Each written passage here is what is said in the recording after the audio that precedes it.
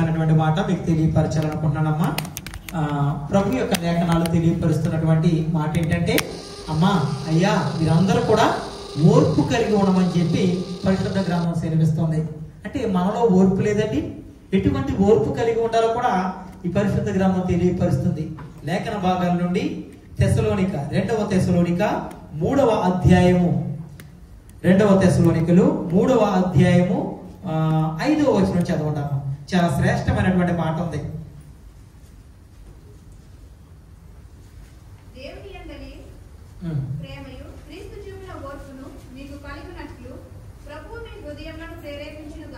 ఆమె ప్రార్థన చేసుకుందామండి. మహాపరిశుద్ధుడా, మహోన్నతుడా, మహాగణుడా, నీకు వందనాలు తండ్రి. ఓర్పు కలిగి ఉండమంటున్నావు తండ్రి. దేవా, క్రీస్తు చూపించినటువంటి ఓర్పు మీరు కలిగి ఉండమని చెప్పి వాక్యం ద్వారా మీరు మాట్లాడుతున్నారు. ప్రభువానికి స్తోత్రం తండ్రి. ఇక్కడ నిలబడింది నేనైనప్పటికీ కూడా తండ్రి, మీరు నా నోటికి బోరగా ఉండి బిడ్డలతోనూ నాతోనూ మా అందరితో కూడా సూటిగా స్పష్టంగా మీ లేఖన భాగాల ద్వారా మీరు మాట్లాడమని అడుగుతున్నారయ్యా. మీరు సహాయం చేయండి అయ్యా. మీరు మాట్లాడినట్లయితే తండ్రి ప్రభా, అది మాకు జీవము ప్రభువా. దేవా, అది మా బ్రతుకులు మారిపోతాయి ప్రభా. ఆ వాక్యాన్ని బిడ్డలందరూ కూడా అంగీకరించి ఆ వాక్యానుసారంగా నడుచుకునే చక్కటి మనస్సును దయచేయండి తండ్రి.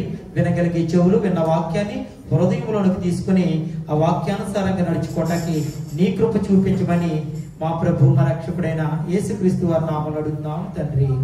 ఆమేన్, ఆమేన్. ఎంత శ్రేష్టమైనటువంటి మాట అండి. ఇది నా అంశం ఏంటంటే, ఓర్పు కలిగి ఉండుడి. ఏం కలిగి ఉండాలంటే మనం? ఓర్పు. ఎందుకంటే ఈ మాట ఎవరికి రాశారంటే, తెస్సలోనిక సంఘములో కొనసాగుతున్న పరిస్థితుల కొరకు తెస్సలోనిక సంఘానికి అపోస్తుడైన పౌలు ఈ పత్రికను రాశాడండి. ఏమంటున్నాడో తెలుసండి, ఇక్కడ ధర్మ విరోధి అంటే ధర్మము చేయకుండా విరోధంగా ప్రవర్తిస్తున్నారండి. అక్కడ ఏం చేస్తున్నారో తెలుసండి, దుష్ట క్రియలు చేస్తున్నారండి. ఆ ముమ్మరం అవుతున్నాయి దుష్ట క్రియలు. శ్రమలు హింసల్లో ధైర్యం తెచ్చుకోవాలి మీరు అని చెప్పి ఆయన మాట్లాడుతున్న మాట ఏంటంటే, మీ జీవనోపాధి కష్టపడి కొనసాగించాలన్నట్లయితే గనక నిర్వివారం అంటే ప్రతినిత్యము కూడా మనం ఏం చేయాలో తెలుసండి, మీరు మంచి పనులు చేయాలి. ఇక్కడ భయంకరమైన పరిస్థితులు కొనసాగుతున్నాయి. అయ్యా, సంఘంలో ఉంటున్న మీకు నేను ఒక చక్కటి సువార్తను నేను బోధిస్తున్నాను, ఈ పత్రిక ద్వారా మీకు తెలియపరుస్తున్నాను. ఇక్కడ ఏం జరుగుతుందంటే, ధర్మం జరగటం లేదు, అధర్మం జరుగుతుంది. విరోధంగా ప్రవర్తిస్తున్నారు. ఎవరు కూడా మాట వినటం లేదు. దుష్ట క్రియలు చేస్తున్నారు. ఎంత భయంకరమైనటువంటి క్రియలు అంటే, దేవుడు ఉన్నాడని చెప్పి వారు భయపడటం లేదండి. అలాగే చూసుకున్నట్లయితే ఆయన మాట్లాడుతున్నటువంటి మాట ఏంటంటే, అయ్యా మీకు శ్రమలు కలుగుతాయి, అయినప్పటికీ కూడా మీరు ధైర్యంగా ఉండమని చెప్పి ఆయన మాట్లాడుతున్నాడండి. మీ విశ్వాసాన్ని కాపాడుకోవాలి, జీవనోపాధి మీరు కొనసాగించాలన్నట్లయితే కనుక మీరు చాలా చాలా జాగ్రత్తగా ఉండండి అని చెప్పి ఇక్కడ అపోస్తలుడైన పౌలు రాస్తున్నటువంటి ఈ పత్రిక ద్వారా ఒక శ్రేష్టమైనటువంటి మాట మనకు తెలియపరుస్తున్నాడు. అమ్మా, మీరు ఎటువంటి ఓర్పు కలిగి ఉండాలో తెలుసండి. సంఘంలో బహుభయంకరమైన పరిస్థితులు కొనసాగుతున్నాయి, అయినప్పటికీ కూడా మీరు క్రీస్తు కలిగినటువంటి ఓర్పు మీరు కలిగి ఉండండి అని చెప్పి ఇక్కడ 3వ అధ్యాయంలో 2వ తెస్సలోనిక 3వ అధ్యాయంలో 4వ వచనం ద్వారా మనతో మాట్లాడుతున్నాడండి. కాబట్టి ఈ యొక్క పత్రిక యొక్క ఉద్దేశం ఏంటంటే, మనమందరం కూడా ఓర్పు కలిగి ఉండాలి. ఆ ఓర్పు క్రీస్తు చూపించినటువంటి ఓర్పు కలిగి ఉండాలండి. ఇక్కడ లేఖనాలు సెలవిస్తున్నాయి కదండి, దేవుని యందలి ప్రేమయు క్రీస్తు చూపిన ఓర్పును మీకు కలుగునట్లు ప్రభు మీ హృదయములను ప్రేరేపించును గాక. మనుషులు ప్రేరేపిస్తే కలుగుతుందండి మనకు ఓర్పు? ఎంత మాత్రం కలగదు. సేవకుడు చెప్తే మీకు కలుగుతుందండి? కలగదండి. దేవుడే మీతో మాట్లాడినట్లయితే ఎలా మాట్లాడతాడండి? దేవుడు వాక్యం ద్వారా మీతో మాట్లాడతాడండి. ఎలా మాట్లాడతాడండి? వాక్యమై ఉన్న దేవుడు మనల్ని హెచ్చరిక తెలియపరుస్తూ ఉంటాడు. అయ్యా, మీరు జాగ్రత్తగా ఉండండి, మీరు ఓర్పు కలిగి ఉండండి. ఎంత ఓర్చుకున్నాడండి? మనుషులు ఓర్చుకోగలుగుతున్నారా? ఒక మాట భార్య ఒక మాట అన్నదనుకో భర్త ఓర్చుకోలేకపోతున్నాడు, భర్త ఒక మాట అన్నదనుకో భార్య ఓర్చుకోలేకపోతుంది, తల్లిదండ్రులు బిడ్డలు ఒకరిని ఓర్చుకోలేకపోతున్నారండి. ఒక మాట అంటే సహించలేకపోతున్నారు. చాలా భయంకరంగా ఉంటున్నాయి పరిస్థితులు. కానీ ప్రభు అంటున్నాడండి, లేఖన భాగాల ద్వారా ఆయన మాట్లాడుతాడు. అయ్యా, మీకంటే ముందుగా నేను ఎంతగానో ఓర్చుకున్నాను అంటున్నాడండి. ఎంతగా ఓర్చుకున్నాడో తెలుసండి ఆయన? చూసుకున్నట్లయితే ఒక శ్రేష్టమైనటువంటి పాట కూడా ఉందండి. ఏమంటున్నాడు తెలుసండి, వారిని ఎంతగా హింసించారంటే దూషించారండి, దుర్భాషలాడారండి, కొరడాలతో కొట్టారండి. ఆయన దెయ్యములకు అధిపతి అని చెప్పి ఆయన మాట్లాడి ఉన్నారండి. అయినప్పటికీ కూడా వెనక నుండి తన్నారండి, ముందు నుండి నవ్వారండి, అలాగే గేలి చేశారండి, పరిహాసం ఆడారండి.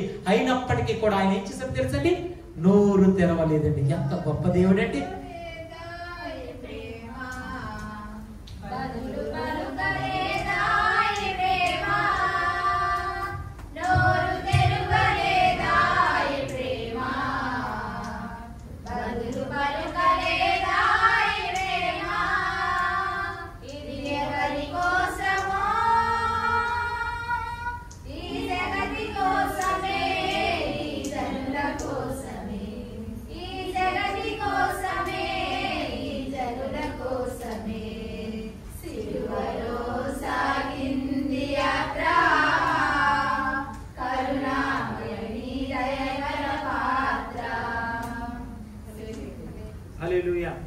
ఎంత శ్రేష్టమైనటువంటి మాటలండి. ఆయన్ని చాలా భయంకరంగా హింసించారండి దేవుడిని. మరి ఆయన ఏమంటున్నాడో తెలుసండి, మీరు మనుషులు పోలు నడుచుకోకండి, నన్ను పోలు నడుచుకోమంటాడండి. కంటే మనకంటే ముందుగా ఆయన ఎన్నో శ్రమలు అనుభవించాడండి, ఎన్నో కష్టాలు అనుభవించాడు. కానీ దేవుడిని పోలి మనం నడుచుకోవట్లేదండి. మనం ఉన్న చుట్టుపక్కల ఉన్న పరిస్థితులు పోలి మనం నడుచుకుంటున్నామండి. కానీ ఎంత మాత్రం కూడా అవి తాత్కాలికమైనటువంటివి. మనం క్రీస్తుని పోలి నడుచుకున్నాం అనుకోండి, ప్రతి విషయంలోనూ విజయం కలుగుతుందండి. భర్త ఒక మాట అన్నా సరే భార్య సహించగలుగుతుందండి, భార్య ఒక మాట అన్నా సరే భర్త సహించగలుగుతాడండి. తల్లిదండ్రులు బిడ్డలన్నా, బిడ్డలు తల్లిదండ్రులన్నా కూడా సహించగలుగుతారు. మనం ఏమి కలిగి ఉండి నేర్చుకుంటామో తెలుసండి, ఓర్పు కలిగి. క్రీస్తు కలిగి ఉన్నాడు చూసారండి, ఆ ఓర్పు కలిగి ఉన్నట్లయితే మనం సహించగలుగుతామండి. అందుకనే లేఖన భాగాల ద్వారా ఆయన ఏమని మాట్లాడుతున్నాడు తెలుసండి, క్రీస్తు చూపినటువంటి ఓర్పు మీకు కలిగినట్లు ప్రభువు మీ హృదయములను ప్రేరేపించునుగాక. అపోస్తలుడైన పౌలు ద్వారా మనతో ఈ పత్రిక ద్వారా మాట్లాడుతున్నాడండి. ఎందుకంటే దేవుడు ప్రేరేపించదే మనం ఎవ్వరూ కూడా ఎంత మాత్రం కూడా ఓర్పు కలిగి ఉండలేమండి. ఓర్పు కలిగి ఉన్నట్లయితే ఎన్ని ఆశీర్వాదాలు తెలుసండి. ఇక్కడ లేఖన భాగాలు తెలియపరుస్తున్నటువంటి ఒక శ్రేష్టమైనటువంటి మాట ఏంటో తెలుసండి, తెస్సలోనిక 1 తెస్సలోనిక 6వ అధ్యాయము 11వ వచనంలో దేవుని వాక్యం ఈ విధంగా సెలవిస్తుందండి. దైవ గ్రంథము 6వ అధ్యాయము, ఏప్రిల్ రాసిన పత్రిక 6వ అధ్యాయం 11వ వచనం వరకు.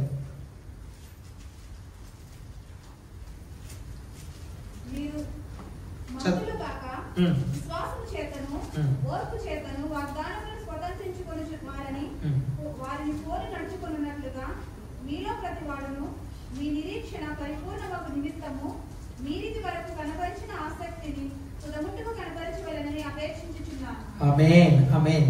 ఈ యొక్క వాక్యం యొక్క అర్థం ఏంటంటే, మీరు ఇక్కడ లేఖనాలు ఏమని సెలవిస్తుందో తెలుసండి, మీరు మందులు కాక విశ్వాసము చేత ఓర్పు చేతను వాగ్దానమును స్వతంత్రించుకొని వారిని పోలి నడుచుకున్నట్టు మీలో ప్రతి వాడును ఏంటండి, వాగ్దానమును మనం ఏం చేసుకోవాలో తెలుసండి, వాగ్దానం స్వతంత్రించుకున్నట.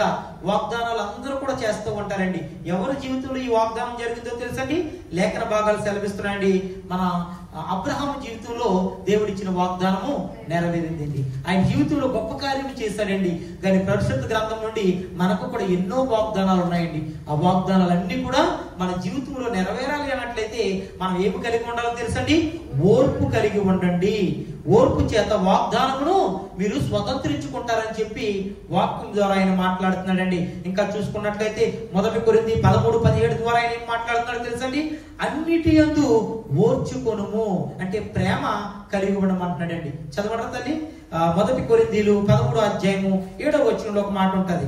అన్నిటికీ తాల్కొనను, అన్నిటిని నమ్మును, అన్నిటిని నిరీక్షించును, అన్నిటిని ఓర్చును. ఆమేన్. అన్నిటిని ఓర్చును. 6వ వచనంలో ఏమంటాడంటే, దుర్నీతి విషయమై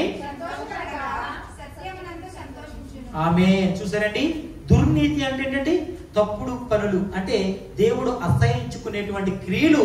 వాటిని బట్టి మీరు సంతోషపడక సత్యమునందు సంతోషించుము. ఎవరండి సత్యము? మన ప్రభు అయిన యేసుక్రీస్తు వారండి. ఆయనే మాట్లాడుతున్నాడు కదా, నేను సత్యమై ఉన్నాను, నేను జీవమై ఉన్నాను, నేను మార్గమై ఉన్నాను, నా పేరు సత్యవర్తనుడు అంటున్నాడండి. అవునండి, మన ప్రభు అందు మనం ఎప్పుడు కూడా ఏం కలిగి ఉండాలి తెలుసండి? ఓర్పు కలిగి ఉండాలి. మన ప్రభు అయిన యేసుక్రీస్తు వారు ఏ విధమైన ఓర్పు కలిగి ఉన్నాడో అట్టి ఓర్పు మనందరం కూడా కలిగి ఉండాలని లేఖనాల ద్వారా ఆయన మాట్లాడుతున్నాడండి. ఇక్కడ లేఖనాలు చూసుకున్నట్లయితే దుర్నిశ్చయమై సంతోషపడక సత్యమునందు సంతోషించుము. అవునండి, మన సత్యం ఏంటంటే ఈ పరిశుద్ధ గ్రంథము. ఈ పరిశుద్ధ గ్రంథంలో ఉన్నటువంటి వాక్యములన్నీ కూడా సత్యమై ఉన్నవి. వాటి యందు మనం ఏం కలిగి ఉండాలో తెలుసండి? సంతోషించే వారిగా ఉండాలని ప్రభు యొక్క లేఖనాలు సెలవిస్తున్నాయండి. అన్నిటి యందును మనం ఓర్చుకోవాలండి. కొన్ని విషయాలే కాదండి, అన్ని విషయాలు కూడా మనం ఓర్చుకోవాలండి. ఈ ఓర్పు నీలో కావాలంటే ప్రేమ కలిగి ఉండాలండి. ఆ ప్రేమ క్రీస్తు చూపించినటువంటి ప్రేమ, లోకములో ఉన్నటువంటి ప్రేమ కాదు. క్రీస్తు నీ కొరకు నా కొరకు ప్రాణం పెట్టినటువంటి ప్రేమను చూసారండి. ఆ ప్రేమను కలిగి ఉన్నట్లయితే ఇవన్నీ కూడా మనం ఓర్చుకోగలుగుతాము. దేవునికి స్తోత్రం కలుగును గాక. క్రీస్తు చూపినటువంటి ఓర్పు మీరు కలిగి ఉండండి. మీ హృదయములను ప్రభువే ప్రేరేపిస్తాడని చెప్పి వాక్యం ద్వారా ఆయన మాట్లాడుతున్నాడండి. ఇంకా చూసుకున్నట్లయితే లేఖన భాగాలు సెలవిస్తున్నాయండి. 2వ తిమోతి 2వ అధ్యాయము 10, 11, 12 వచనాలు చదవండి తల్లి. అక్కడ చాలా శ్రేష్టమైనటువంటి మాటలు ఉన్నాయి. 2వ తిమోతి 2వ అధ్యాయము 10, 11, 12 వచనాలు.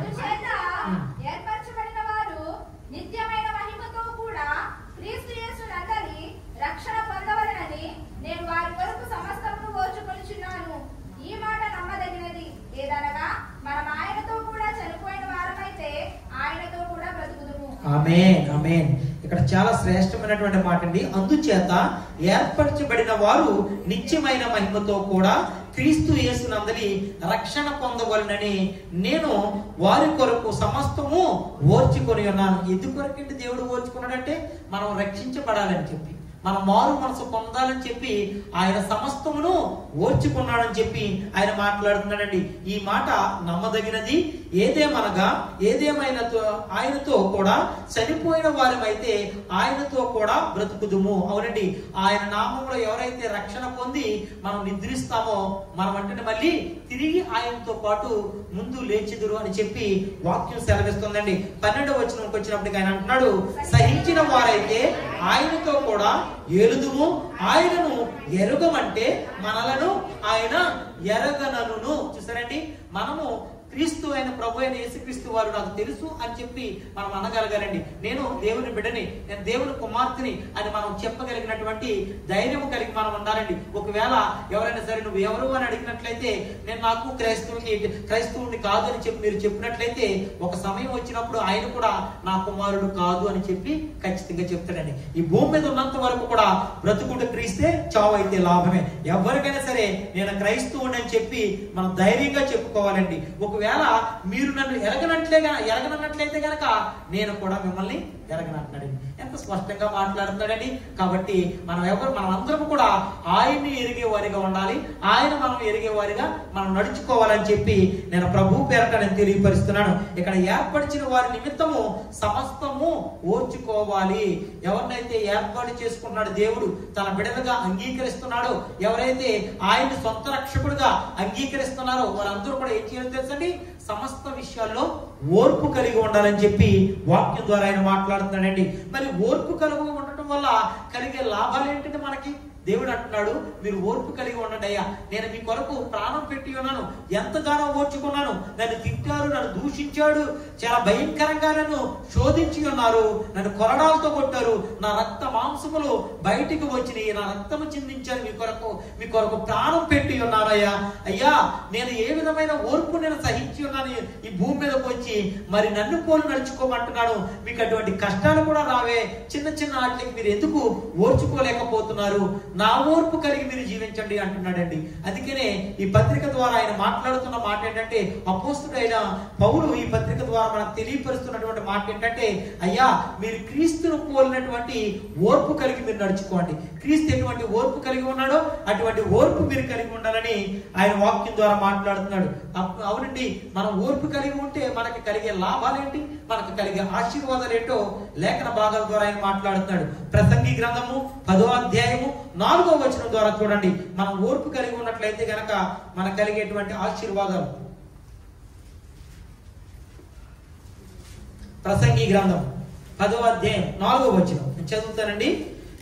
ఏలువాడు నీ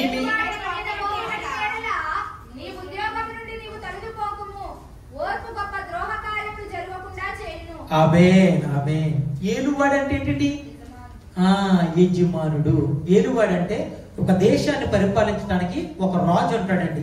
ఆ రాజు రాజ్యం ఏలుతూ ఉంటాడు, అక్కడ ఉన్న ప్రజల్ని ఏలుతూ ఉంటాడండి. అలాగే మన భారతదేశంలో చూసుకున్నట్లయితే ప్రధానమంత్రి ఆయన భారతదేశాన్ని ఏలుతూ ఉంటారండి. వారి కింద మళ్ళీ కొంతమంది అధికారులు ఉంటారు, వారి కింద మరి కొంతమంది అధికారులు ఉంటారు. ఆ తర్వాత వచ్చినప్పటికీ లేబర్ గా ఉంటారండి.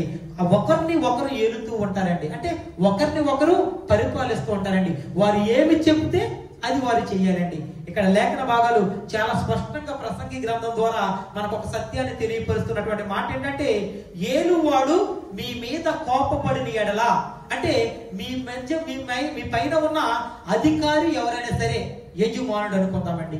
యజమానుడు ఒకవేళ మీ మీద కోపపడిన ఎడల మీ ఉద్యోగం నుండి నువ్వు తొలగిపోకము. మనమందరం కూడా పని చేసుకోవడానికి వచ్చాం కదండి. మన స్వదేశాన్ని విడిచిపెట్టి ఇక్కడికి వచ్చాం, విదేశానికి వచ్చి దేని కొరకు వచ్చామని మనం పని చేసుకోవడానికి వచ్చాం. హౌస్ మేట్ గా ఉంటారు కొంతమంది, ఆఫీసులో ఎంప్లాయీలుగా ఉంటూ ఉంటారు మరి కొంతమంది. మనం అందరం కూడా దేని కొరకు వచ్చామంటే మనం పని చేసుకోవడానికి వచ్చి ఉన్నాం. మరి పని చేసుకోవడానికి వచ్చినప్పుడు యజమానుడు ఒకవేళ మన మీద కోపపడినట్లయితే అక్కడ లేఖన భాగాలు సెలవిస్తున్నాయి, నీ ఉద్యోగం నుండి నీవు తొలగిపోవద్దు. ఆయన ఒకవేళ మనం ఏదో విషయంలో కోపపడ్డాడండి, మనం అంతేగాని నీ ఉద్యోగం చేయను, నేను ఇక్కడి నుంచి వెళ్ళిపోతాను అన్నట్లయితే ఎవరిని నష్టపోయేది? యజమానుడు నష్టపోతాడా?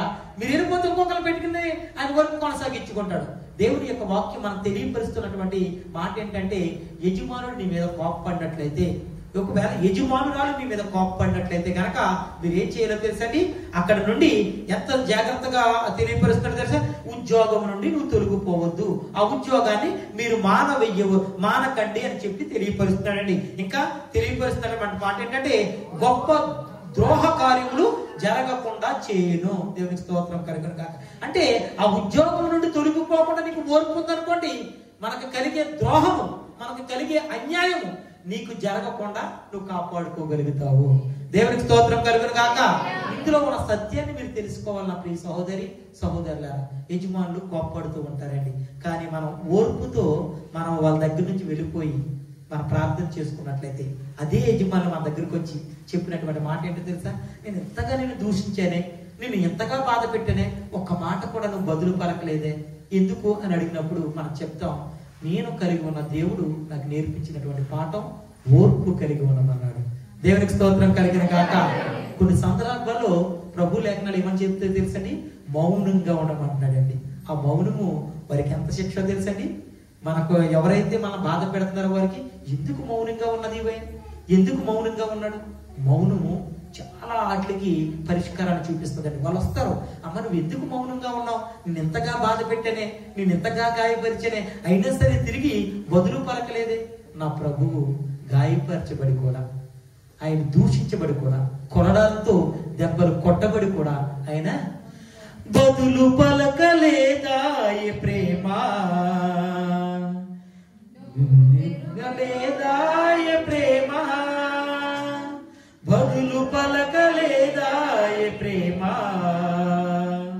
నోరు తెరవలేదా ఏ ప్రేమ, నాట్యమాడినాయి నడి వీధిలో నిలిపాయి, నాట్యమాడినాయి నడి వీధిలో నిలిపాయి, నోరు తెరవలేదా ఏ ప్రేమ, బదులు పలకలేదా ఏ ప్రేమ, నోరు తెరవలేదా ఏ ప్రేమ, బదులు పలకలేదా ఏ ప్రేమ, వెనుక నుండి తన్నింది ఒకరు, ముందు నుండి నిలిచి నవ్వింది మరి ఒకరు, వెనుక నుండి తన్నింది ఒకరు, తన ముందు నిలిచి నవ్వింది మరి ఒకరు, గేలి చేసినారు పరిహాసమాడినారు, గేలి చేసినారు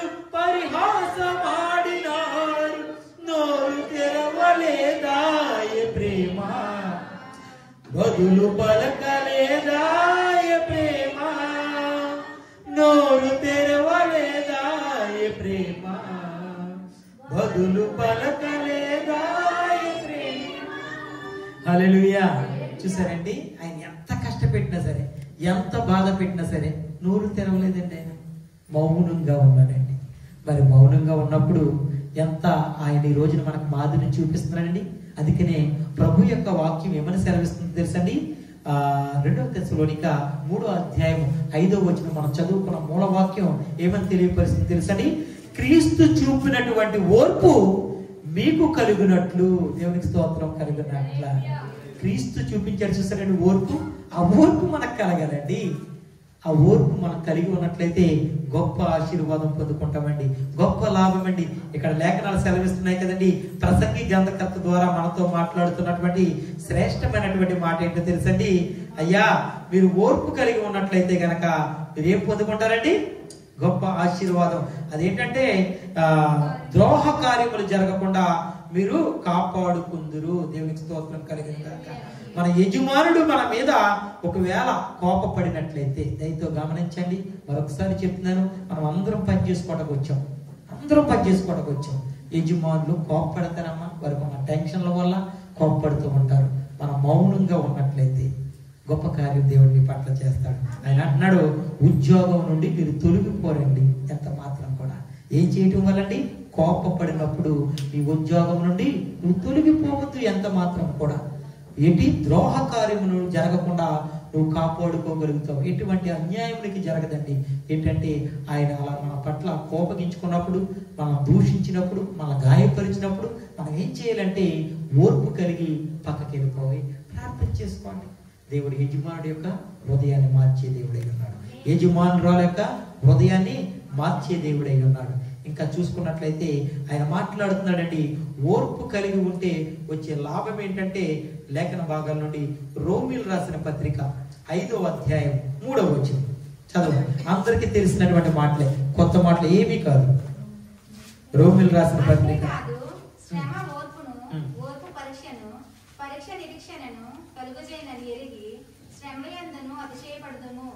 ఆమేన్, ఆమేన్. ఇక్కడ లేఖనాలు సెలవిస్తున్నాయండి. అంతేకాదు శ్రమను ఓర్పును, ఓర్పు పరీక్షను, పరీక్ష నిరీక్షణను కలుగు చేయనని ఎరిగి. అవునండి, శ్రమ వచ్చినప్పుడు మనం ఏం చేయాలి తెలుసండి? ఓర్చుకోవాలండి. ఓర్పుతో మనం ఉండాలని చెప్పి మాట్లాడుతున్నాడండి. ఓర్పు అంటే పరీక్ష నిరీక్షణనిస్తుందని చెప్తున్నాడండి. ఒక వ్యక్తి పాస్ అవ్వాలంటే గనక ఎగ్జామ్ పెట్టాలండి. ఆ పరీక్షలో మనం పాస్ అవ్వనట్లయితే ఏం పొందుకుంటాం తెలుసండి? ఖచ్చితంగా మంచి రిజల్ట్ పొందుకుంటాం, మనం ఉన్నతమైన స్థానానికి వెళ్తూ ఉంటాం. దేవుడు ఎప్పుడైనా సరే నేను పరీక్షిస్తున్నాడా? కొంతమంది అనుకుంటూ ఉంటారు, నా జీవితంలో ఎప్పుడు కూడా నేను లాభాన్ని చూడలేదే, ఎప్పుడు సంతోషాన్ని చూడలేదే, నాకు మనశ్శాంతి లేదే అనుకుంటారు. కానీ ప్రభు అంటున్నాడు, అమ్మా మీరు ఓర్పు కలిగి ఉండండి. మీ ఓర్పును బట్టి మీ జీవితంలో నేను గొప్ప కార్యం చేయబోతున్నాను. ఆ పరీక్షలో నువ్వు పాస్ అవ్వనట్లయితే నీకు ఉన్నతమైన స్థానాన్ని నేను ఇస్తానని చెప్పి ఆయన మాట్లాడుతున్నాడండి. ఓర్పు అంటండి పరీక్షను కలుగజేస్తుంది అంటండి. ఆ పరీక్షలో నువ్వు పాస్ అవ్వనట్లయితే కనుక దేవుడు నీకు ఉన్నతమైన స్థానాన్ని ఇస్తాడండి. ఇంకా రోమిలు రాసిన పత్రిక 15:4 కూడా ఇదే మాట సెలవిస్తున్నాడండి. రోమిలు రాసిన పత్రిక ఎలా అనగా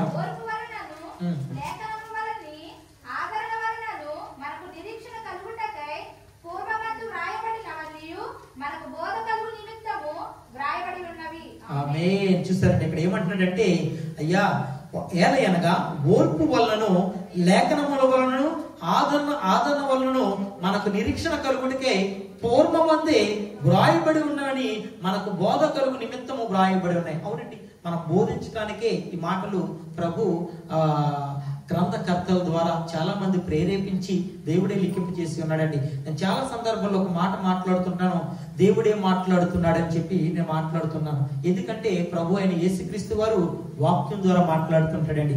ఆయన చెప్తున్నటువంటి మాట ఏంటంటే, యోహాను సువార్త 1:1 అనుకుంటానండి.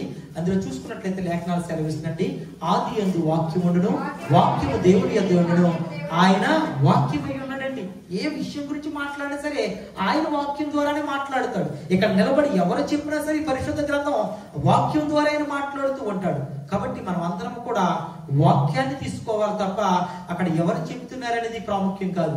అందులో ఉన్న సత్యాన్ని మనం గ్రహించి వాటి ప్రకారం నడుచుకోవాలని నేను ప్రభు పేరట మీకు తెలియపరుస్తున్నానండి. ఇంకా చూసుకున్నట్లయితే ఆయన మాట్లాడుతున్న ఒక శ్రేష్టమైనటువంటి మాట ఏంటంటే 2వ తెస్సలోనిక 1వ అధ్యాయం 4వ వచనం ద్వారా ఆయన మాట్లాడుతున్నాడు. చూడండి అమ్మా, 2వ తెస్సలోనిక 1వ అధ్యాయం 4వ వచనంలో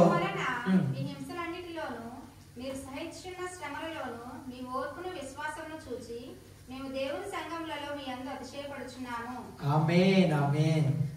తర్వాత వచనం కూడా చదవరా తల్లి? దేవుని కొరకు మీరు శ్రమపడుచున్నారో ఆ దేవుని రాజ్యమునకు మీరు యోగ్యులని ఎంచబడు నిమిత్తము మీరు ఇట్లు ఓర్చుకున్నట్టు దేవుని న్యాయమైన తీర్పునకు స్పష్టమైన సూచన అయి ఉన్నది. దేవునికి స్తోత్రం కలుగును గాక. ఈ యొక్క వాక్యం యొక్క ఉద్దేశం ఏంటంటే తోటి విశ్వాసులతో ఓర్పు కలిగిన వారే ఉండాలి మనమండి. అంటే తోటి విశ్వాసులు మనం చూస్తున్నప్పుడు ఎలా ఉండాలో తెలుసండి? ఓర్పు కలిగి ఉండాలండి. మనం చూసి అతిశయపడుతూ ఉంటారండి. కొంతమంది గర్విస్తూ ఉంటారు, ఈమె ఎంతో ఓర్పుతో ఎలా ఉంటుంది అని చెప్పి వారు గర్విస్తూ ఉంటారండి. మన గర్వము మన అతిశయం ఎవరు ఉండాలని తెలుసండి? మన ప్రభు అయిన యేసుక్రీస్తు వారై ఉండాలండి. ఇక్కడ లేఖన భాగాల ద్వారా ఆయన మాట్లాడుతున్న శ్రేష్టమైనటువంటి మాట ఏంటంటే, అమ్మా మీరు ఓర్పు కలిగి ఉండండి. ఆ ఓర్పు ఏమి ఓర్పు అంటే దేవుడు చూపించాడు కదండి, అటువంటి ఓర్పు మనం కలిగి ఉండాలని చెప్పి లేఖనాల ద్వారా ఆయన మాట్లాడుతున్నాడండి. కాబట్టి మనం అందరం కూడా క్రీస్తు చూపించినటువంటి ఓర్పు కలిగి ఉండాలండి. ఇక్కడ అందువలననే మీరు హింసలన్నిటిలోనూ మీరు సహించుచున్న శ్రమలన్నిటిలోనూ మీ ఓర్పును విశ్వాసమును చూచి మేము దేవుని సంఘంలో మీ అందు అతిశయపడుచున్నాము. అవునండి, ఎంతమంది అయితే ఓర్చుకుంటారో, ఎంతమంది అయితే సహిస్తారో వారిని చూసంటండి విశ్వాసులు ఏం చేస్తారో తెలుసండి? అతిశయించుకుంటూ ఉంటారండి. అయ్యో ఎంత ఓర్పు ఇవిడికి ఎలాగొచ్చింది, అయ్యో ఎంత ఓర్పుతో సహనంతో ఇతను ఎలా ఉంటున్నాడు. అవునండి, మనము ఓర్పు సహనం కలిగి ఉన్నట్లయితే అది మీకు ఎంతో ఎంతో ఆశీర్వాదకరం అని చెప్పి ప్రభు యొక్క లేఖనాల ద్వారా ఆయన మాట్లాడుతున్నాడండి. ఇంకా చూసుకున్నట్లయితే ఆయన మాట్లాడుతున్నటువంటి మాట 6వ అధ్యాయం హెబ్రీయులకు రాసిన పత్రిక 6వ అధ్యాయము 15వ వచనం ద్వారా ఆయన మాట్లాడుతున్నాడండి. ఆ మాట నమ్మి అతడు ఓర్పుతో సహించి ఆ వాగ్దాన ఫలమును పొందేను. దేవునికి స్తోత్రం కలిగింది గాక. ఎవరు పొందుకున్నారో తెలుసండి ఈ వాగ్దాన ఫలం? చదవండమ్మా. అంతకు ముందు 2 వచనాలు చదవండి. తనకంటే ఏ గొప్పవాడి తోడు అని ప్రమాణం చేయలేకపోయాను కనుక తన తోడు అని ప్రమాణం చేసి నిశ్చయంగా నేను నిన్ను ఆశీర్వదించును, నిశ్చయంగా నిన్ను విస్తరింపచేతును అని చెప్పాను. ఆ మాట నమ్మి అతడు ఓర్పుతో సహించి ఆ వాగ్దాన ఫలము పొందెను. ఆమేన్ ఆమేన్. ఆ మాట నమ్మి ఓర్పుతో సహించి ఆ వాగ్దాన ఫలమును పొందెను. అబ్రహాము జీవితంలో ఎన్నో అద్భుత కార్యాలు చేశాడండి. ఇక్కడ చూసుకున్నట్లయితే ఆయన మాట్లాడుతున్నాడు 6వ అధ్యాయం 13వ వచనంలో, దేవుడు అబ్రహామునకు వాగ్దానము చేసినప్పుడు తనకంటే ఏ గొప్పవాని తోడు అని ప్రమాణము చేయలేక పోయినను గనుక అతను తోడు అని ప్రమాణము చేసి నిశ్చయముగా నేను నిన్ను ఆశీర్వదింతును, నిశ్చయముగా నిన్ను విస్తరింపజేతును అని చెప్పాను. మరి చేశాడండి, విస్తరింపజేశాడండి, ఆశీర్వదించాడా? చూసారా, దేవుడు చేసిన వాగ్దానము ఖచ్చితంగా జరుగుతుందండి. మన అందరి జీవితంలో కూడా వాగ్దానం తీసుకుంటున్నామండి. ఎప్పుడు? డిసెంబర్ 31వ తేదీన లేదంటే జనవరి 1వ దినాన్న వాగ్దానం తీసుకుంటున్నాం. మరి వాగ్దానం మన జీవితంలో జరుగుతుందండి? వాగ్దానం జరిగే వరకు కూడా మనం ప్రార్థించాలండి. ఖచ్చితంగా వాగ్దానం దేవుని సన్నిధిలో నువ్వు తీసుకున్నావంటే ఖచ్చితంగా జరిగి తీరుతుంది. ఎందుకంటే అబ్రహాము జీవితంలో వాగ్దానం చేశాడు. అబ్రహామును ఏ విధంగా ఆశీర్వదించాడో, అబ్రహామును ఏ విధంగా విస్తరింపజేశాడో ఈ పరిశుద్ధ గ్రంథం తెలియజేస్తుందండి. ఏమంటున్నాడండి? నీ దేవుడైన యెహోవా నిన్ను ఆశీర్వదించి విస్తరింపచేసేదను. అవునండి, మనకి ఏ వాగ్దానం వచ్చినా సరే డిసెంబర్ 31వ తేదీన జనవరి 1వ తేదీన మనం తీసుకున్న వాగ్దానం ఖచ్చితంగా మన జీవితంలో జరుగుతుందండి. కాకపోతే మనం చేయవలసిందంటే ఓర్పు కలిగి కనిపెట్టాలి. ప్రభువా నాకు ఇచ్చావు ఈ వాగ్దానం, మరి నా జీవితంలో ఎప్పుడు జరుగుతుంది? జరగలేనటువంటి వారు జరిగే వరకు ప్రార్థించాలి. జరిగినటువంటి వారు కృతజ్ఞత కలిగి ఈ వాగ్దానం నా జీవితంలో నెరవేర్చినందుకు నీకు వందనాలు ప్రభు అని చెప్పి కృతజ్ఞత కలిగి దేవుని స్తుతించి ఆరాధించే వారిగా ఉండాలి. ఆయనతో సహవాసం చేసేవారిగా ఉండాలని నేను ప్రభు పేరట మీకు తెలియపరుస్తున్నాను. అలాగే చూసుకున్నట్లయితే లేఖన భాగం ద్వారా ఆయన మాట్లాడుతున్నాడండి. యాకోబు రాసిన పత్రికలో 1వ అధ్యాయము 4వ వచనంలో మనం చూసుకున్నట్లయితే మీరు సంపూర్ణులను అనురాగులను ఏ విషయంలోనైనను కొదవలేని వారునై ఉండునట్లు ఓర్పు తన క్రియను కొనసాగింపనీయుడి. ఆమేన్ ఆమేన్.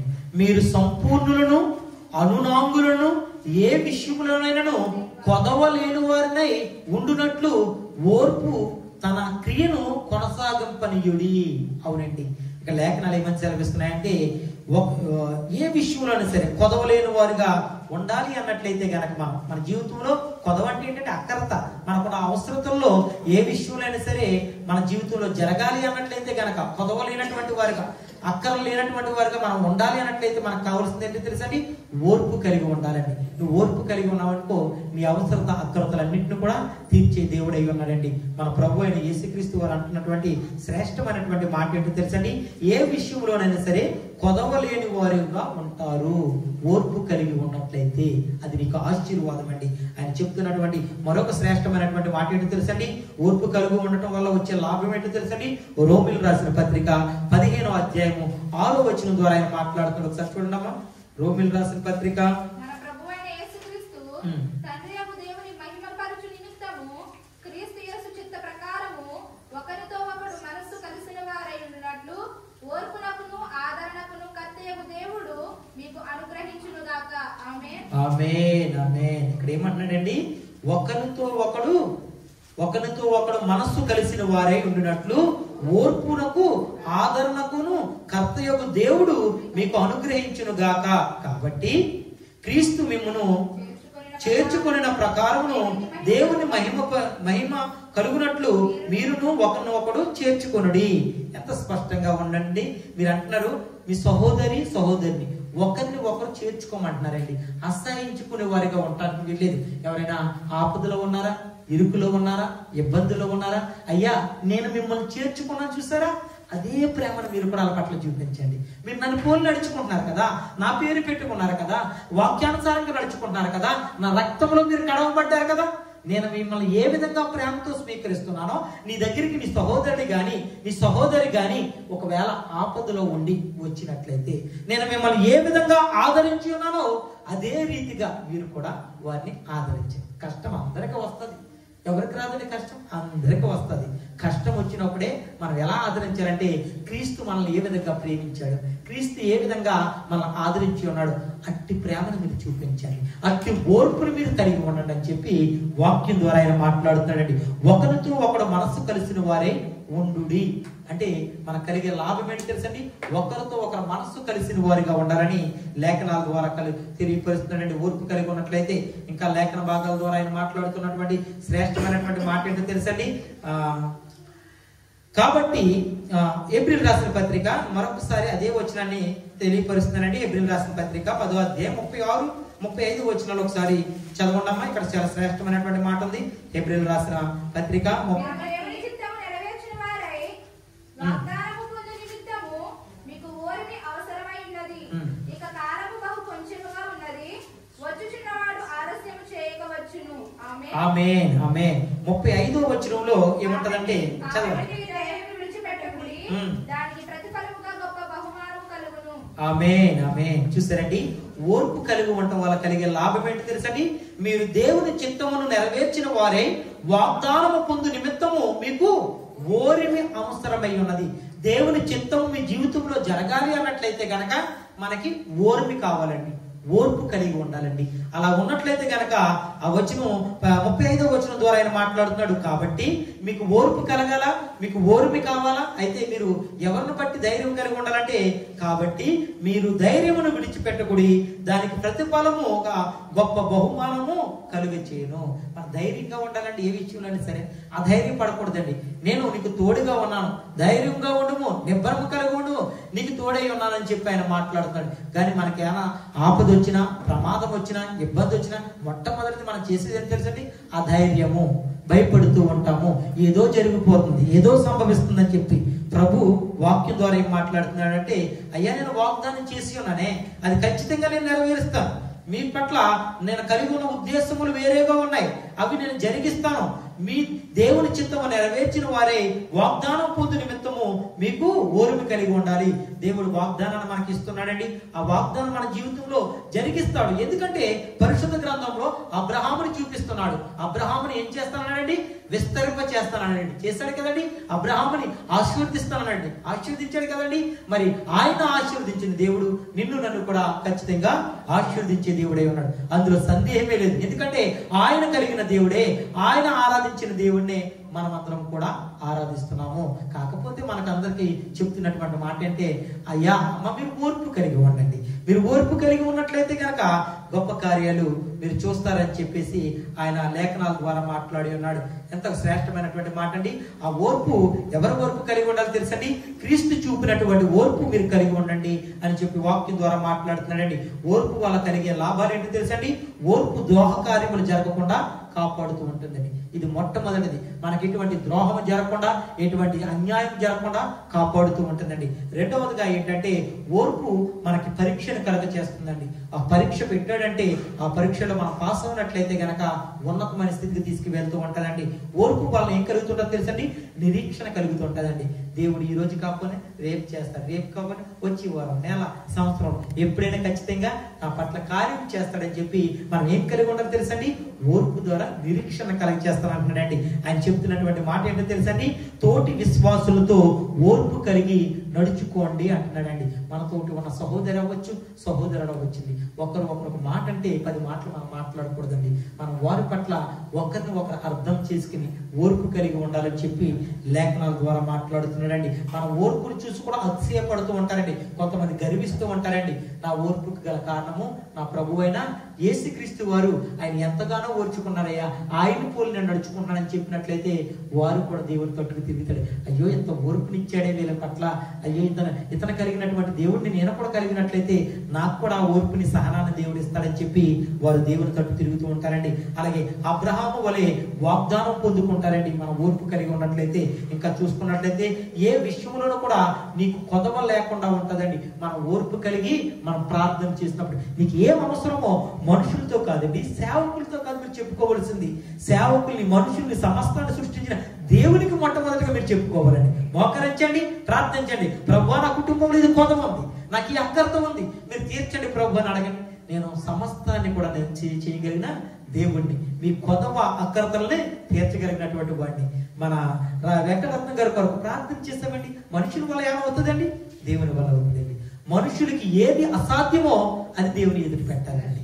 ఆయన సాధ్యపరుస్తాడు. అయ్యా మీకు అసాధ్యము కాని నుంచి ఏమైతే ఉందో అన్నయ్య ఎందుకు తీసుకురండి, నేను సాధ్యపరిచిస్తానయ్యా, నేను సాధ్యపరుస్తాను, నేను మీ పక్షాన వాద్యం ఆడతాను, యుద్ధము చేస్తాను, మీకు న్యాయం చేస్తాను అంటున్నాడండి. కాబట్టి మనకి ఏది అసాధ్యమో అది దేవుని ఎదురు తీసుకువెళ్ళే వారిగా ఉండాలండి. తర్వాత ఇంకా చూసుకున్నట్లయితే ఒకరితో ఒకడు మనస్సు కలిగిన వారే ఉండాలండి. ఓర్పు ఏం కలిగి ఉండదు? ఒకరితో ఒకళ్ళ మనస్సు అంటే మంచి మనసుతో చేయాలండి. ఏ కార్యం చేసినా సరే హార్ట్ఫుల్ గా, మనస్ఫూర్తిగా చేయాలండి. పెదాలతో నువ్వు చేసినట్లయితే అది లోకరీత్యా చేస్తుంది ఈవిడ, చేస్తున్నాడు ఇతను అనుకుంటారు. కానీ మీరు మనస్ఫూర్తిగా హార్ట్ఫుల్ గా చేసినట్లయితే దేవుడు దాన్ని అంగీకరిస్తాడు, స్వీకరిస్తాడు, నేను ఆశీర్వదిస్తాడండి. దేవునికి స్తోత్రం కలిగిన గాక. వాగ్దానము తప్పకుండా మీరు పొందుకుంటారు. డిసెంబర్ 30వ తేదీన తీసుకున్నటువంటి 31వ తేదీన తీసుకున్నటువంటి వాగ్దానం, జనవరి 1వ తేదీన తీసుకున్నటువంటి వాగ్దానం ఖచ్చితంగా జరుగుతుందని మన జీవితంలో. కానీ జరగలేదంటే మనం ఓర్పు కలిగి లేము. మనం ఆవేశంగా దేవుణ్ణి దూషిస్తూ ఉంటాము, తోలనాడుతూ ఉంటాము.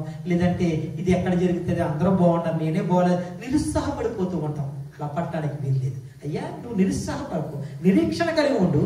నేను నీ జీవితంలో ఓర్పుని దయచేస్తున్నాను, నువ్వు ఓర్పు కలిగి ఉండమంటున్నాడు ఆయన. అయ్యా ఎటువంటి ఓర్పు కలిగి ఉండాలో చెప్తున్నాడు. నేను కలిగి ఉన్నాను చూస్తారా, అటువంటి ఓర్పు మీరు కూడా కలిగి ఉండమంటున్నాడండి. ఇంకా చూసుకున్నట్లయితే ఎలాంటి పరిస్థితుల్లో ఓర్పు కలిగి ఉండాలో తెలుసండి? ప్రభు యొక్క లేఖనాలు సెలవిస్తున్నాయి. చూడండి తల్లి, రోమిలు రాసిన పత్రిక 12వ అధ్యాయం 12వ వచనం ద్వారా ఆయన మాట్లాడతాడు. మీరు ఎటువంటి పరిస్థితుల్లో ఓర్పు కలిగి ఉండాలి?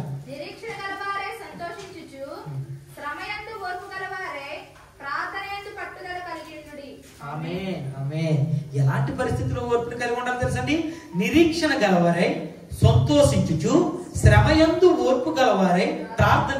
ఎవరు ఉంటారండి శ్రమలు వచ్చినప్పుడు ఓర్పు కలిగి? శ్రమలు వచ్చినప్పుడు ఎవరైనా ఓర్పు కలిగి ఉంటారా? అసలు ఎవరు కూడా ఉండరు. అయినప్పటికీ ప్రభు వాక్యం ద్వారా మనకు నేర్పిస్తున్నటువంటి పాఠం ఏంటో తెలుసండి, నిరీక్షణ కలవారే అంటే నిరీక్షణ ఎదురు చూడాలండి. ఎదురు చూస్తూ మీరు సంతోషించమన్నాడండి. దేవుడు నా పట్ల కార్యం చేస్తాడని చెప్పి మీరు సంతోషించండి. నేను పొందుకున్నానని చెప్పి మీరు సంతోషించండి.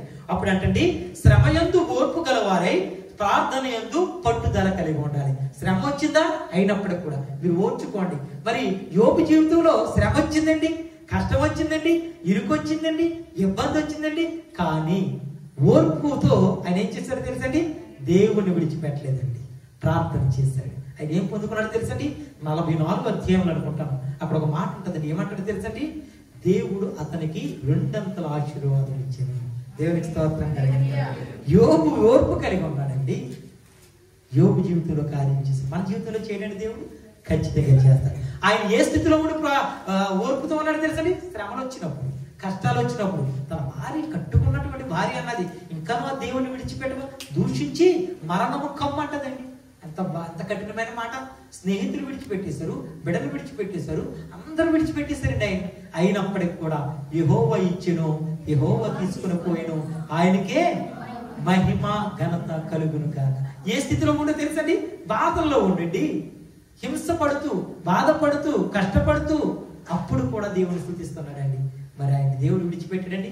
ఇంతకు ముందు ఎంతైతే కలిగి ఉందో దాన్ని 2 ఆశీర్వదించాడని చెప్పి ప్రభు యొక్క లేఖనాల ద్వారా ఆయన మాట్లాడుతాడండి. అవునండి, మనం అందరం కూడా నిరీక్షణ గలవారై సంతోషించుచు, నిరీక్షణ గలవారై సంతోషించుచు, శ్రమయందు ఓర్పు గలవారై ప్రార్థన యందు పట్టుదల కలిగి ఉండాలండి. ప్రభువా, నాకు ఈ వాగ్దానం చేసి ఉన్నావు, ఇది ఎందుకు నా జీవితంలో జరగదు, నాకు ఎందుకు ఈ సమస్య పెట్టావు, ఎందుకు ఈ ఇరుకు పెట్టి ఉన్నావు, అది నా జీవితంలో జరగాలని చెప్పి పట్టుదలగా ప్రార్థించండి. మీరు మీ ప్రార్థన మిమ్మల్ని, మీ విశ్వాసం మిమ్మల్ని స్వస్థపరుస్తుంది. ప్రార్థన ఆలకిస్తాడండి. ఎవరైతే నిజముగా మొరపెడతారో, హార్ట్ఫుల్ గా, మనస్ఫూర్తిగా వారి ప్రార్థన నేను ఆలకిస్తాను అంటున్నాడండి. అటువంటి దేవుడిని మనం కలిగి ఉన్న మన అందరం కూడా ధన్యులమండి. అని అంటున్నాడు, ఎలాంటి పరిస్థితుల్లో ఓర్పు కలిగి ఉండాలో తెలుసండి, శ్రమ వచ్చినప్పుడు మీరు ఓర్పు కలిగి ఉండాలి. రెండవదిగా మనం చూసుకున్నట్లయితే 2 కొరింథీయులకు రాసిన పత్రిక 6వ అధ్యాయము 5వ వచనం ద్వారా ఆయన మాట్లాడుతున్నాడండి. ఎటువంటి పరిస్థితుల్లో ఓర్పు కలిగి ఉండాలో. 2 కొరింథీ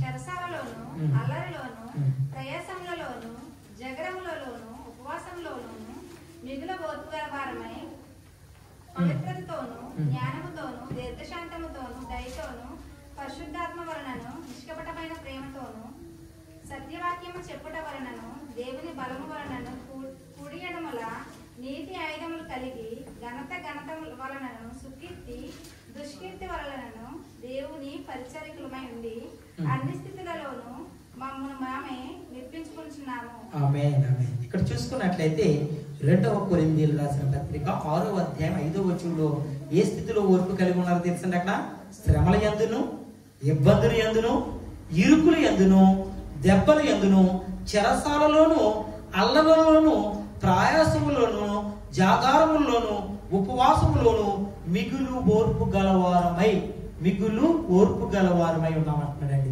ఎంత శ్రేష్టమైనటువంటి మాట అండి. కాబట్టి మన ఉపవాసములోను కూడా మిగులు ఓర్పు గలవారై ఉండాలి. ఉపవాసం చేస్తూ ఉంటారండి కొంతమంది, కార్యం జరగట్లేదని చెప్పి బాధపడతారు. ఖచ్చితంగా దేవుడు కార్యం చేసే దేవుడు అండి. మీకు ఎటువంటి పరిస్థితులు వచ్చినా సరే, ఎన్ని ఇబ్బందులు వచ్చినా సరే, మీరు ఉపవాసం ఉండి ప్రార్థన చేసినప్పుడు మీ ఉపవాస ప్రార్థనని త్రోసిపుచ్చేవాడు కాదండి. మన యథార్థమైన సంఘటనలు మన సంఘంలో జరిగినటువంటివి 2 సంఘటనలు మేము ముందుకు పెడతానండి. మొట్టమొదటిగా యానివర్సరీ కొరకు 3 దినాల ఉపవాసం ఉండి ప్రార్థించి ఉన్నాం. ఆ యానివర్సరీ ఎంత ఘనకరంగా జరిగిందో మీ కళ్ళారా మీరు చూసారండి. రెండవదిగా ఇండియా దేశంలో దేవుని కృపా మందిరము 16, 17 ఈ 3 దినాలు కూడా ఇదే నెలలో ఉపవాస కూడికలు జరిపించామండి. ఏ రోజైతే నేను ఉపవాస కూడిక ప్రారంభించానో ఆ రోజు నుంచి ఇక్కడ ఉపవాసం ఉన్నాను. మరి కొంతమంది బిడ్డలు ఉపవాసం ఉన్నారు, మరి కొంత బిడ్డలు ఉపవాసం ఉంటున్నటువంటి వారి కొరకు ప్రార్థించి ఉన్నారండి. కరెక్ట్గా 15వ తేదీ ఉదయకాల సమయం నుండి మళ్ళీ 17వ తేదీ చివరి వరకు కూడా ఒక్క వాన చుక్క కూడా పడలేదండి. 3 దినాలు చక్కగా వాతావరణం దేవుడు అనుకూలపరిచాడు. దేవునికి స్తోత్రం కలిగిన గాక.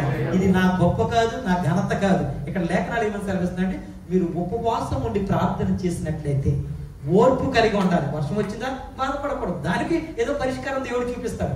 ఆయన కార్యం ఆగదు. ప్రభువా వాతావరణాన్ని అనుకూలపరిచి ప్రభువా అక్కడ వచ్చినటువంటి బిడ్డలందరూ కూడా చక్కగా వాక్యం వినడానికి నీ కృప చూపించి ప్రభువా అన్నాను. ప్రార్థన చేశానండి. 3 దినాల వర్షం, నెక్స్ట్ డే నుంచి ఈ రోజు వరకు కూడా వర్షం పడుతుందండి. ఇంటికాడ చెప్తున్నాను. ఇటువంటి కార్యాలు చేస్తాడు తెలుసా దేవుడు, అద్భుతమైన కార్యాలు చేస్తాడు. ఎందుకంటే నేను వాగ్దానం చేసి ఉన్నాను, ఉపవాసం ఉంటున్నటువంటి బిడ్డలు ప్రార్థన చేసిన ప్రార్థనని నేను నెరవేరుస్తాను, స్వీకరిస్తానయ్యా. కానీ మీకు ఓర్పు ఉండాలి, అంతే. ఓర్పు కలిగి ఉండండి, మీ జీవితంలో ఈ కార్యం చేస్తానంటున్నాడండి. ఇంకా ఏ విషయంలో మీరు ఓర్పు కలిగి ఉంటారో, ఎటువంటి పరిస్థితుల్లో చెప్తున్నాడు తెలుసండి. 1 కొరింథీయులకు రాసిన పత్రిక 4వ అధ్యాయం 12వ వచనం ద్వారా ఆయన మాట్లాడుతున్నాడండి. 1 కొరింథీయులు 4వ అధ్యాయం 12వ వచనం ఒకసారి చూడండి. స్వహస్తములతో పనిచేసి కష్టపడుచున్నాము, నిందింపబడి దీవించుచున్నాము, హింసింపబడి ఓర్చుకొనుచున్నాము. ఆమేన్, ఆమేన్. చూసారండి, స్వహస్తాలు మన కష్టార్జితమనండి. పని చేసి కష్టపడుచున్నాము, నిందింపబడి దీవించబడుతున్నాం. ఎంతో మంది నోటుకు వచ్చినట్టు నిందిస్తూ ఉంటారండి, అన్యాయంగా మాట్లాడుతుంటారండి. వారు కష్టపడి సంపాదించుకున్నారు ధనం, అయినా సరే వారి గురించి తప్పుడుగా ప్రచారం చేసి వారిని కష్టపెడుతూ ఉంటారు, బాధ పెడుతూ ఉంటారు. ప్రభు యొక్క లేఖనాలు నీతో నాతో మాట్లాడుతున్నటువంటి మాట ఏంటంటే, ఎవరైతే నిందింపబడుతున్నారో వారంటే దీవింపబడుచున్నారు. దేవునికి స్తోత్రం కలుగును. మీకు నిందలన్నింటినీ కూడా ఆయన పూదండగా మార్చేస్తాడండి, ఆశీర్వాదంగా మార్చేస్తాడు. అంతేగాని ఎవరో నిందించారని చెప్పి మళ్ళీ మీరు తిరిగి వారికి మాట్లాడినట్లయితే ఏమైపోతారో తెలుసు, ఇరువురు మధ్య జగడము అంటే గొడవ ప్రారంభమయ్యి ఇద్దరు వ్యక్తుల మధ్య డిస్టెన్స్ పెరిగిపోయి సహోదరుడు ప్రేమ ఉండదు. వాక్యం సెలవిస్తుంది కదండి, అమ్మ మీరు సహోదరుడిగా ఉంటున్నారు కదా, మీరు ఐక్యత కలిగి ఉండండి, ఐక్యత కలిగిన సన్నిధికి రండి మీరు అంటున్నాడు. మరి ఐక్యత లేకుండా ఇష్టం వచ్చినట్టు ఇద్దరు ఆవిడ నన్ను నిందించిందని మీకు తెలియదు పాస్టర్ గారు, ఇలాంటి మాటలు మాట్లాడుతుందండి ఆవిడ. ప్రభు అంటున్నాడు, మీరు నిందింపబడ్డారా, మీరు దీవిస్తానని అంటున్నాడండి. ఆయన వాద్యం ఆడుతున్నారు, మన ప్రభు మన పక్షాన వాద్యం ఆడుతూ ఉంటారు. ఎవరైనా నిందింపబడుతున్నారనుకో మీరు దీవించబడుతున్నారని చెప్పి అర్థము. దయతో గమనించండి. లేఖన భాగాలు నీతో నాతో మాట్లాడుతున్న మాట ఏంటంటే, స్వహస్తాలతో పనిచేసి కష్టపడుచున్నాము. మన కష్టార్జితాన్ని ఎప్పుడు కూడా దేవుడు దీవిస్తాడంటాడండి. నిందింపబడి దీవించుచున్నాము, అలాగే హింసించబడి ఓర్చుకొనిచున్నాము. హింసిస్తుంటారండి కొంతమంది, కానీ ఓర్చుకోవాలయ్యా. మిమ్మల్ని హింసిస్తారు, ఎందుకంటే ఇవన్నీ కూడా నేను భూమి మీద నేను అనుభవించి వెళ్ళాను. మీకంటే ముందుగా నేను ఎంత కష్టపెట్టారు, ఎన్ని శ్రమలు పెట్టారు, ఎంతగా దూషించారు, నన్ను దెయ్యములకు అధిపతి అన్నారు. నేను ఎన్ని కూడా నేను ఫేస్ చేసి వెళ్ళానయ్యా. మీరు ఈ లోకంలో ఉన్న చిన్న చిన్న ఆటలకి మీరు గొడవ పడి నా సన్నిధికి దూరం అయిపోయి మీరు ఏం పొందుకుందాం అనుకుంటున్నారు? దేవుడిచ్చే ఆశీర్వాదాన్ని పొందుకోకుండా సాతానుడు ఇచ్చే అల్పకాల స్వభావానికి వాడు చేస్తున్న చేష్టలకు మీరు లోబైపోతున్నారు. ఆకర్షించుకుంటూ ఉంటాడండి వాడు. లోకంలో ఉన్నవన్నీ కూడా కనిపించేవన్నీ కూడా రమ్యమైనవి కాదు, ఎంత మాత్రం కూడా అవి నీకు ఆశీర్వాదము కాదు. అంతలో కనబడి ఇంతలో మాయమైపోయేటువంటివి, వాటిని ఆకర్షించుకున్నారు జనులు. కానీ శాశ్వతంగా మనతో ఉండే దేవుడిని మాత్రం ఎవరు కూడా అనుసరించట్లేదు, ఆయన వాక్యానుసారంగా నడుచుకోవట్లేదు. మీరు కష్టపడుతున్నారా, ఆ కష్టార్జితాన్ని నేను దీవిస్తానంటున్నాడండి ఆయన. మీ స్వహస్తాలతో మీ చేతులతో కష్టపడిన ప్రతి కష్టార్జితాన్ని నేను దీవిస్తానంటున్నాడండి. ఆయన మాట్లాడుతున్న శ్రేష్టమైనటువంటి మాట ఏంటంటే, నిందింపబడి దీవించుచున్నాము. అవునండి, మనం నిందించబడుతున్నామంటే మన ప్రభు దీవించుతాడండి. ఖచ్చితంగా హింసించబడి ఓర్పు కొనసాగుతున్నాము. అవునండి, మనం ఎవరైనా హింసిస్తున్నా సరే మనం ఓర్పుతో వెళ్ళిపోవాలండి. యజమానులు ఒక మాట అంటారండి, ఏమైపోతుంది మనం ఓర్చుకుంటేనే చక్కగా అక్కడ పని కొనసాగించగలుగుతాం. అంటే తిరిగి రెండు మాటలంటే నువ్వు వెళ్ళిపో ఇంట్లోంచి వేరే వాళ్ళు పెట్టుకుంటారు. ఎవరింటి నష్టపోయేది, ఎవరింటి పాడైపోయేది? ఒకసారి ఆలోచించండి, మనమే కదా. అందుకే నేను ప్రభువే వాక్యం ద్వారా ఆయన మాట్లాడుతున్న మాట ఏంటంటే, అయ్యా క్రీస్తును పోలినటువంటి ఓర్పు కలిగి మీరు ఉండండి. అందుకే కదండి మన మూల వాక్యంలో కూడా ఆయన ఏమంటున్నాడండి, చదవండి తల్లి. 2వ తెస్సలోనిక 3వ అధ్యాయము 5వ వచనం ద్వారా ఆయన మాట్లాడుతున్న మాట ఏంటంటే, క్రీస్తు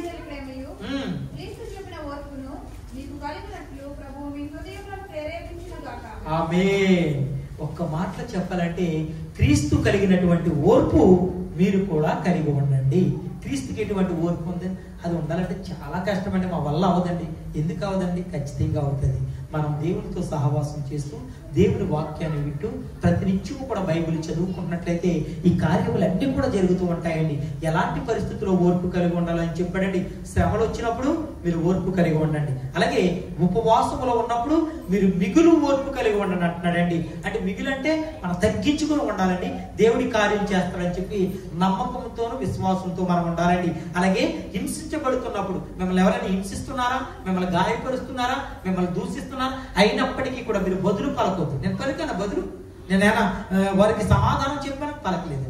మౌనము వారికి పెద్ద శిక్ష అండి. ఎవరికైనా సరే మిమ్మల్ని ఎవరైతే కష్టపెడుతున్నారో మీరు అక్కడి నుంచి మౌనంగా ఉండండి, అక్కడి నుంచి మీరు వెళ్ళిపోండి. అంతేగాని మాటకు మాట బదులు చెప్పినట్లయితే దానివల్ల నీకు శ్రమే తప్ప నీకు ఆశీర్వాదం ఉండదండి. అందుకే ఆయన మాట్లాడుతున్నాడు, హింసించబడినప్పుడు ఓర్పు కలిగి ఉండాలండి. మనం దయచేసి గమనించండి నా ప్రియ సహోదరి సహోదరులారా, ఎలాంటి పరిస్థితుల్లో ఓర్పు కలిగి ఉండాలో తెస్సలోనిక సంఘంలో కొనసాగుతున్న పరిస్థితుల కొరకు ఆయన అపోస్తలుడైన పౌలు ఈ పత్రికను రాస్తున్నాడండి. అయ్యా, సంఘంలో ఉన్న వారికి నేను చెప్తున్నటువంటి మాటలు ఏంటంటే, ధర్మ విరోధి ఇక్కడ దుష్ట క్రియలు జరగబోతున్నాయి, ముమ్మరం అవ్వబోతున్నాయి. పౌలు ఈ పత్రిక ద్వారా మనం తెలియపరుస్తున్నాడండి. భయంకరమైన పరిస్థితులు సంఘంలోనే ఉంటాయంటే ఇవన్నీ ఎక్కడో బయట కష్టమా, చాలా విరోధం. అంటే ధర్మము జరగదు, అధర్మము ఏలుతూ ఉంటుంది. అలాగే చూసుకున్నట్టు దుష్ట క్రియలు చేస్తూ ఉంటారు, చాలా భయంకరమైన క్రియలు చేస్తూ ఉంటారు. అయినప్పటికీ కూడా మనం చూడవలసింది వాటి వైపు కాదు, కానీ వాటిని జయించిన దేవుని వైపు చూడాలి. ఆయన వైపు చూస్తూ ఓర్పు కలిగి ఉండాలి. ప్రభువా, ఇటువంటి క్రియలు జరుగుతున్నాయి తండ్రి, వారి మధ్యలో నేను ఉంటున్నాను, నన్ను తండ్రి పరిశుద్ధపరచండి ప్రభువా, నీ రాజ్యంలో వచ్చినప్పుడు నన్ను జ్ఞాపకం చేసుకోమని చెప్పి మనం అడిగినప్పుడు మనం అందరినీ కూడా జ్ఞాపకం చేసుకునే దేవుడు అయి ఉన్నాడు. కానీ మనం కలిగి ఉండవలసింది ఓర్పు కలిగి ఉండాలి. ఓర్పు అంటే నిరీక్షణ ఇస్తుందండి, నిరీక్షణ పరీక్షణ ఇస్తుందండి. ఆ పరీక్ష నిన్ను ఉన్నతమైన స్థానంలోకి తీసుకువెళ్తుందని చెప్పి ఆయన మాట్లాడుతున్నాడండి. ఆయన అంటున్నటువంటి మాట ఏంటంటే, తెస్సలోనిక సంఘంకి చెప్తున్నటువంటి మాట అంటే, శ్రమలు హింసలు వస్తూ ఉంటాయి మీకు, అయినప్పటికీ కూడా మీరు ధైర్యంగా ఉండండి. దేవుని సన్నిధిలో ఉన్న బిడ్డలకు కూడా, దేవుని వాక్యం పెట్టినటువంటి బిడ్డలకు కూడా శ్రమలు వస్తాయి, హింసలు వస్తాయి, అయినా కూడా మీరు ధైర్యం కలిగి ఉండండి. మీరు ధైర్యం కలిగినటువంటి ఆత్మని కలిగి ఉన్నారు, కానీ పిరికి గల ఆత్మని మీరు కలిగి లేదని చెప్పి ఆయన మాట్లాడుతున్నాడండి. మనం అందరము కూడా కలిగి ఉండవలసింది ధైర్యం కలిగి ఉండాలండి. క్రీస్తు చూపినటువంటి ఓర్పు మనం కలిగి ఉండాలండి. దేవుని యందు ప్రేమయు, మొట్టమొదటిగా మనం ఏం కలిగి ఉండాలో తెలుసండి, దేవుని యందు ప్రేమ కలిగి ఉండాలండి. నీలో ప్రేమ ఎప్పుడైతే వచ్చిందో ప్రతి ఒక్క విషయంలోనూ కూడా నువ్వు ఓర్పు కలిగి ఉంటావండి. అలాగే మనం అందరం కూడా ఓర్పు కలిగి నడుచుకోవాలని చెప్పి మన హృదయములను ప్రేరేపించును గాక అని చెప్పేసి అపోస్తలుడైన పౌలు పత్రిక ద్వారా మనకి చక్కటి పాఠాన్ని నేర్పిస్తున్నాడండి. మనం అందరం కూడా ఓర్పు కలిగి నడుచుకుందామండి. దేవుడికి ఆశీర్వాదాలు మనం పొందుకుందాం. ఇంతవరకు మనకు ఓర్పు లేదేమో, ఇంతవరకు మన ఇష్టం వచ్చినట్టు మనం జీవించున్నామేమో, ఎవరైనా ఒక మాట అంటే వారిని అడిగి కడిగి దులిపేసే వరకు మనకు నిద్ర పట్టదేమో. ఒకవేళ ఆ స్థితిలో ఉన్నట్లయితే మీరు మారండి. హింసిస్తున్నారా, మీరు నిందిస్తున్నారా, మీరు ఆశీర్వదించబడుతున్నారు, నేను మీ పక్షాన వాద్యం ఆడుతున్నట్టున్నది. అటువంటి దేవుడిని కలిగి ఉన్నవారు మనం అందరం కూడా ధన్యులమండి. ఆయన మాటలు పెట్టినటువంటి మనం ఎంతో ధన్యులమండి. మనం ఏం కాదండి, మనుషులు బట్టి కాకుండా ఈ పరిశుద్ధ గ్రంథాలను బట్టి మనం నడుచుకుంటే సరిపోతుంది. ఈ పరిశుద్ధ గ్రంథంలో ఉన్నటువంటి మాటలు 1కి 10 సార్లు చదవండి. వాక్యమై ఉన్న దేవుడు నీతో నాతో మాట్లాడతాడండి. అయ్యా, నేను వాక్యమై ఉన్నాను, నేను విగ్రహమై లేను, లేదంటే నేను ఇంకా వేరే ఏది కూడా లేదయ్యా, మీరు ఎప్పుడైతే వాక్యం ఎత్తుపట్టుకుని చదువుతారో నేను మీతో మాట్లాడుతున్నానండి. ప్రార్థన అంటే దేవునితో మాట్లాడటం. మనం అందరం కూడా ప్రార్థన చేసే వారిగా ఉండాలి, ఆయనతో మాట్లాడే వారిగా ఉండాలి, నోరు తెరిచి సమస్యలు చెప్పుకునే వారిగా ఉండాలి. నువ్వు కన్న తండ్రికి ఏ విధంగా చెప్పుకుంటావో ఆ విధంగా దేవునికి చెప్పుకోండి. నువ్వు కన్న తల్లికి ఏ విధంగా చెప్పుకుంటావో, అయ్యా నా కష్టం ఇది, నా సమస్య ఇది అని మీరు చెప్పుకున్నట్లయితే దేవుడు మీ పట్ల కార్యం చేస్తాడు. అందులో సందేహమే లేదు. మన ప్రభువు యేసుక్రీస్తు వారు నమ్మదగిన దేవుడు, వాగ్దానం చేసిన వాడు నమ్మదగిన వాడు. మన జీవితాలు ఎన్నో అద్భుతాలు ఆశ్చర్యకార్యములు చేసి చూపించినటువంటి దేవుడై ఉన్నాడు. ఇందులో ఎంతో మంది భక్తులు ఉన్నారండి, ఎంతో మంది వారి అనుభవాలతో లిఖించినటువంటి పుస్తకాలు, పత్రికలు ఇందులో ఉన్నాయండి, సువార్తలు ఉన్నాయండి. ఎందుకంటే ఇవన్నీ కూడా మన జీవితంలో జరగాలని చెప్పి దేవుడు మనకి ఈ పరిశుద్ధ గ్రంథాన్ని ఇచ్చి ఉన్నాడు. ఈ మాటలను మనం అందరం కూడా హృదయంలో తీసుకుని ఆ వాక్యానుసారంగా జీవించాలని నేను ప్రభు పేరట మీ అందరికీ తెలియపరుస్తూ ఈ కొద్ది మాటలు దేవుడు దీవించి ఆశీర్వదించును గాక. ఆమేన్. ప్రార్థన చేసుకుందామండి. మహా